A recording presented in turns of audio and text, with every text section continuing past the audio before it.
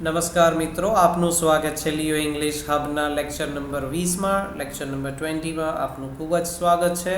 આની આગળના લેક્ચરમાં મિત્રો આપણે માય ડેલી રૂટીન વિશે ચર્ચા કરી હતી, પરંતુ ગુજરાતીમાં મેં તમને 3 પેસેજીસ લખાવ્યા હતા. હવે એ 3 પેસેજનું સોલ્યુશન આજે હું અંગ્રેજીમાં આપવા જઈ રહ્યો છું.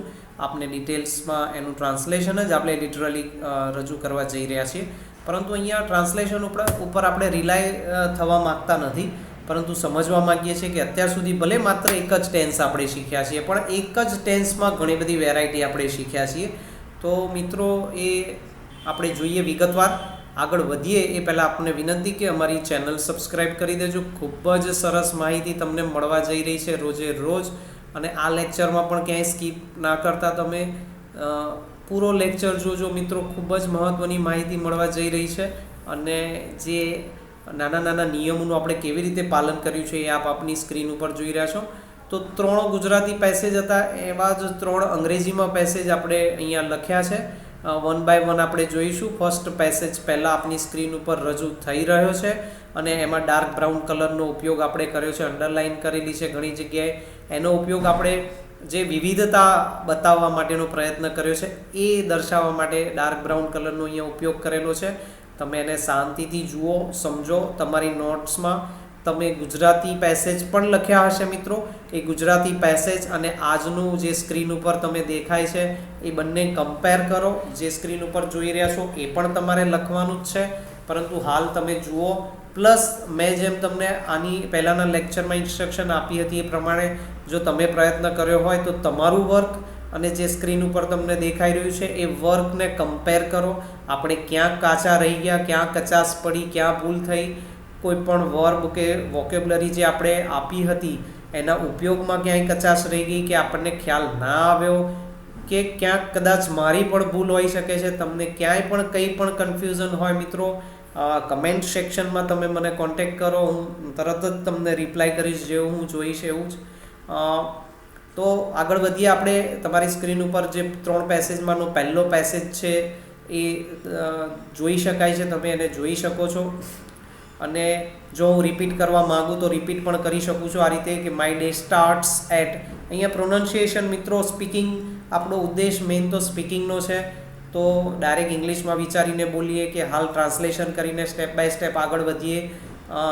ઉચ્ચાર તો પ્રોનન્સિએશનની જે વાત આવે છે એ ખૂબ જ મહત્ત્વની હોય છે, એટલે હું તમને રિપીટ એટલા માટે કરી રહ્યો છું કે પ્રોનન્સિએશન પણ તમે સમજી શકો છો. કોઈ પણ કન્ફ્યુઝન હોય તો તમે કમેન્ટ સેક્શનમાં તમારો ક્વેશ્ચન રેઝ કરી શકો છો.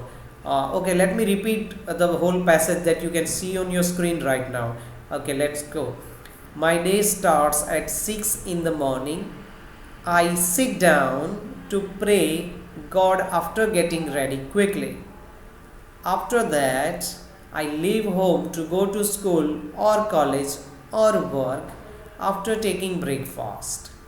My school or college or work starts at 7 a.m. I study or work there whole day. I come back home at around 1 p.m. after finishing school or college or work. That's it guys. તો અહીંયા મિત્રો આપણે જોઈએ ખાસ એ જ છે કે stress આપવાનો જે આવે છે, જ્યાં કોમા આવે, ફૂલ સ્ટોપ આવે, ત્યાં આપણે સ્ટ્રેસ આપવાનો જે હોય છે તો એ આપણે સમજીએ. પ્લસ અહીંયા સ્કૂલ, કોલેજ, વર્ક એવા 3 ઓપ્શન આપવામાં આવ્યા છે. તમારે કોઈ પણ એક તમને જે લાગુ પડે છે એ તમારે સિલેક્ટ કરીને લખવાનો છે અને યાદ રાખવાનો છે કે એનો યુઝ કરવાનો છે જ્યારે પણ તમે નેચરલ ઇંગ્લિશ બોલવાનો પ્રયત્ન કરો ત્યારે. તો અહીંયા જે વાક્યો લખ્યા છે મિત્રો, 90% વાક્યો તમે મેચ કરી શકશો તમારા ડેલી રૂટીન સાથે પણ, કે કોઈ પણ ફિલ્ડમાંથી એ આપણો મિત્ર હશે એ એને મેચ કરી શકશે, એને ફેમિલિયર લાગશે એ બધા વાક્યો, કારણ કે આ કોમન એક્ટિવિટીઝ છે, કોમન એક્શન્સ છે કે જે રૂટીનલી બધા જ કરે છે. તો તમે ક્યાંક ના ક્યાંક તમે મેચ કરશો જ.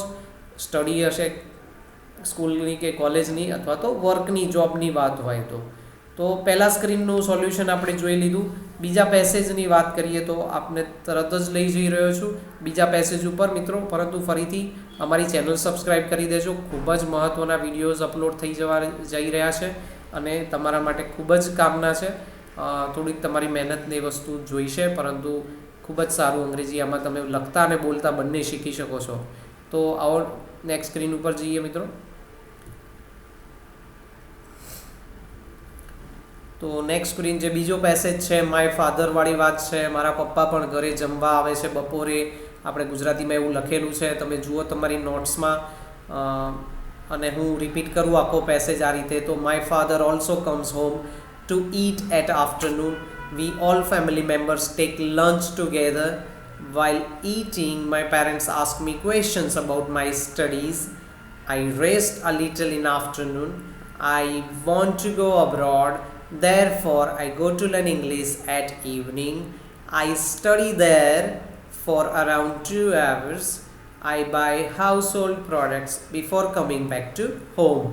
તો આ રીતે મિત્રો બીજો જે પેસેજ છે એમાં પણ ડાર્ક બ્રાઉન કલરનો ઉપયોગ કર્યો છે. આપણે વેરાયટીવાળા જે શબ્દો છે, જે વેરાયટી આપણે એપ્લાય કરી છે એનો ખાસ હાઇલાઇટ કરવા માટે ડાર્ક બ્રાઉન કલર અંડરલાઇન એનો આપણે ઉપયોગ કર્યો છે. તમે ખાસ જુઓ, તમારી નોટ્સમાં પણ પોઝ બટન દબાવીને આ તમે લખી શકો છો. જે સ્ક્રીન ઉપર બીજો પેસેજ જોઈ રહ્યા છો, તરત જ આપણે ત્રીજા પેસેજ તરફ વળીએ મિત્રો.